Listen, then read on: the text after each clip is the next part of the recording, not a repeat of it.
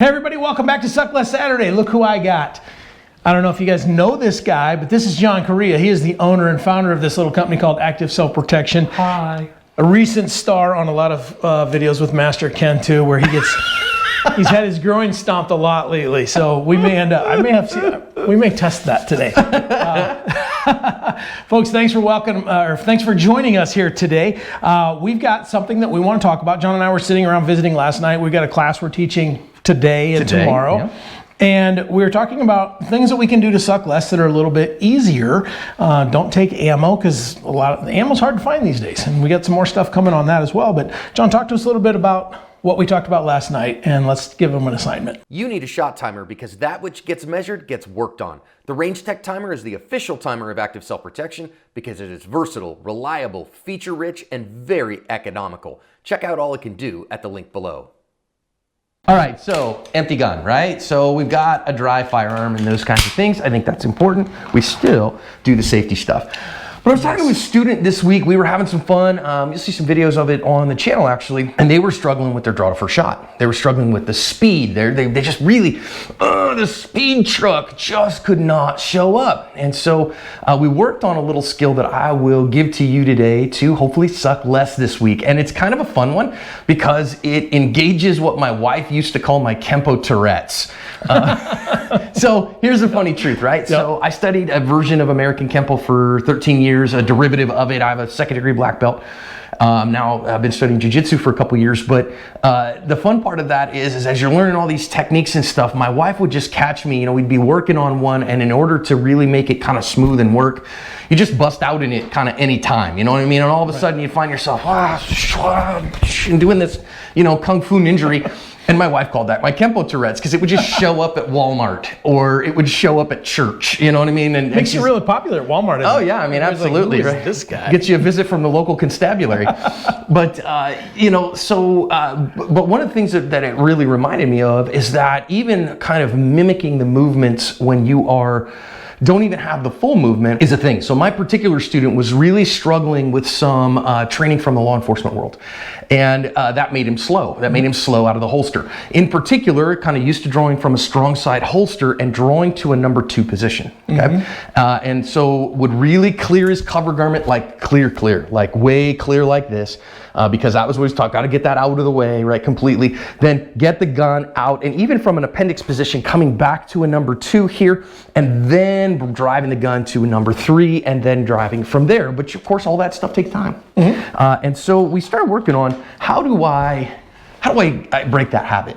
Because it's so ingrained in my head. You call that muscle memory if you want. You call it myelination of neural pathways, motor learning, however you want to call that.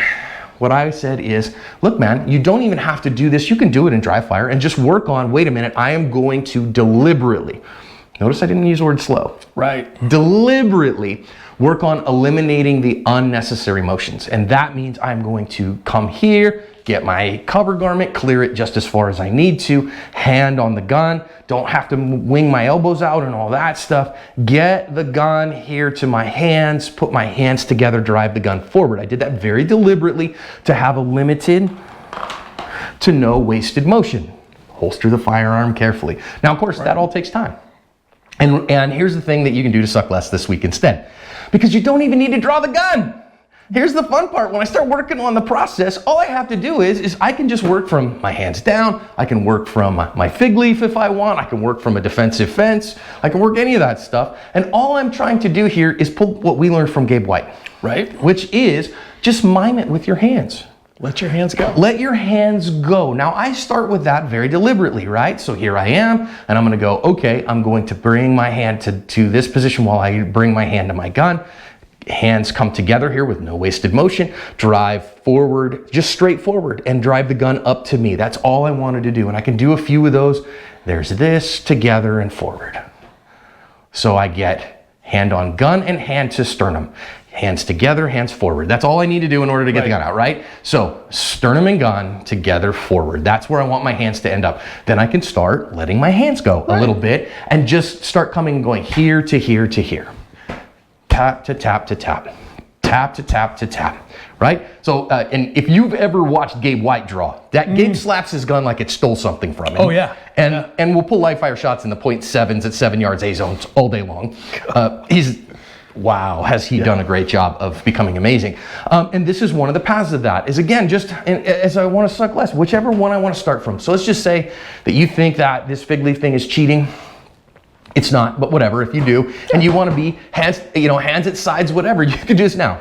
I'd be careful if you do this in the post office in line. You might, cause some problems. Yeah, public. Public, especially maybe if not. you're carrying. Right? You probably don't. But you can maybe do this in front of the mirror after you get dressed. Sure. So then that way you can see if you're wasting any motion. You can do it sitting at your desk. Maybe you work in Cube Farm or something like that, and you can just kind of sit at your desk and do it without anybody else freaking out at you.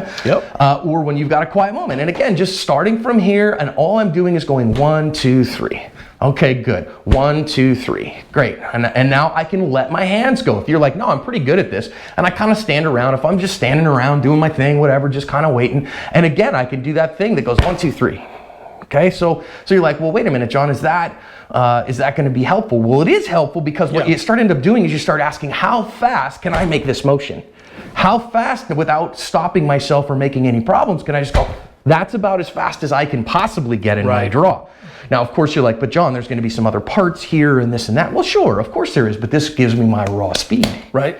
And so, as I'm sitting here and you're describing this, we didn't talk about this off camera beforehand, but you're really working on the not the fine motor skills, but the unfine motor skills. Yeah, you're working the big on muscles. The big idea. And so we're not talking about this, and we're not talking about the intricacies of grip. We're not talking about any of that. We're talking about those big, quick movements from the big muscles. Now, and if that's not your problem, okay, so if you're not working from a 2, but maybe you're doing like I'm doing right now, and I have this wicked habit that it's taken me forever to get rid of dipping my head. Yeah. I freaking, I can't get away from it. So again, I'm just sitting here thinking about that thing, bring the gun to me.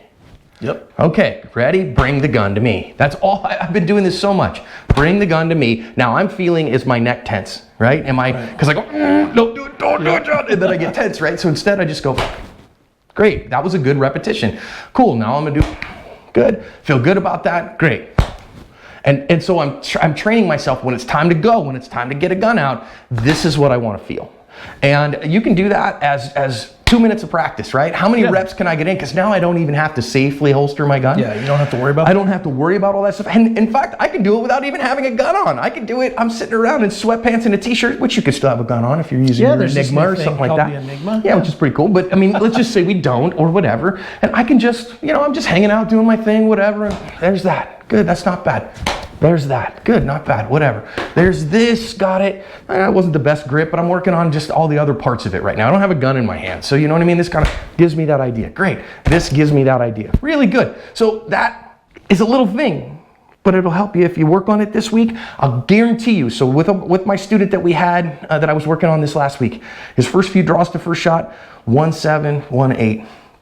We worked this for 5 or 10 minutes. We put him on the timer, 1-2, instant half-second removal. And then within about 10 shots or so, we just worked a couple other things, bang, 0.93. And his goal of a sub-second draw to first shot was there. We joke, Scott Jedlinski always jokes, beep, beep, the UPS truck just showed up with your speed, and that being efficient really helped. So try it this week. I think it'll help. Yeah, and you don't have to be a low-end shooter. This person that you were with that we're referring to namelessly is a high-end really good guy. shooter. Great shooter, great, good friend of ours. But, that's something that was ingrained into him for so long, and I've seen him do it a lot. So to break a habit that's been there for 10, 15, 20 years like that quickly, and just... Yeah, you're just working on this, so then that way when I go to drop, bang, there it is. So if you do that, and even do 10, 15 reps of just this, got it. So I go, this, got it. Okay, good, this, got it, good. Now I can do a real one, right? Now I can come and say, oh, okay, cool, I'm gonna set this up and actually sit here like this and go, all right, good, now I'm gonna get this and go. Good, I felt pretty good about that. Yeah, right on. Do a few more and go from there. Hopefully it'll help you suck less. There you go. All right, man, well, you've got your assignment for this week, so a few times a day, a couple of minutes a day. Do it in the morning. Maybe consider if you're at work and you have a private bathroom, every time you wash your hands, do 2 of those. Ooh. Now, you might not want to do that in a public bathroom because somebody walks in on you and you're like, what the heck's going on? Or if you find yourself at the public bathroom and you leave and you haven't done it, maybe go wash your hands. You're filthy. We'll see you next week. Let's suck less.